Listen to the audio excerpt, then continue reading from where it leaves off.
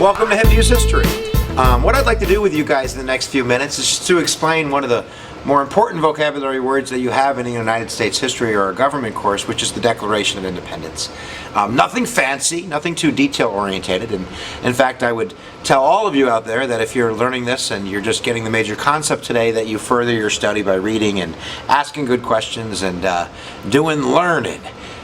So let's do it, all right? What is the Declaration of Independence? The Declaration of Independence, when you really break it down, it's nothing but a Dear John Dumps, I don't love you anymore letter.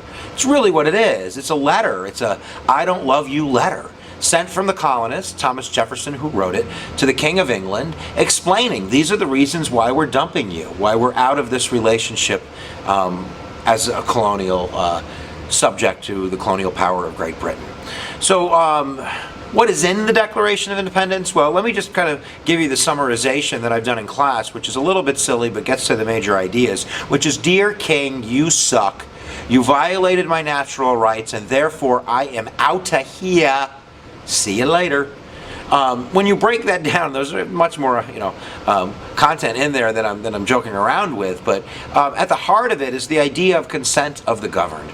Consent of the governed, I've explained in class, is kind of like a chicken and egg concept. That who came first, the chicken or the egg? And in a government class, it's always the people, it's always the chicken. And the idea of consent of the governed is that in order to create the egg or the government, the chicken needs to get down with a rooster. And that's consent. That's what we do in this country when we vote every 2 years or every 4 years or every year.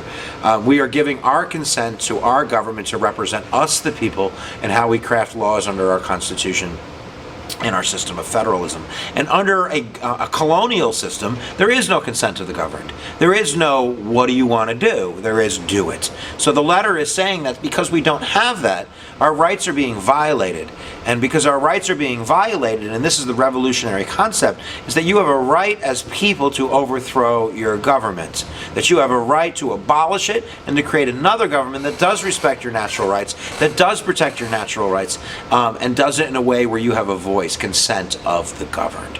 So, the concept of natural rights, which is Enlightenment, John Locke, the concept of consent of the governed, and then there's definitely a grievance list in there, man. There's a whole bunch of things, like whether it is bringing us to England without, for jury trials, or it's quartering, having soldiers come in people's houses, or it's taxation without representation, or it is a triangular trade. There's a whole list in there. But at the end of the day, it is the service note letter to the king saying, we are leaving. And then there's a fight. You don't just write the letter and the angry husband goes, okay, you're leaving me.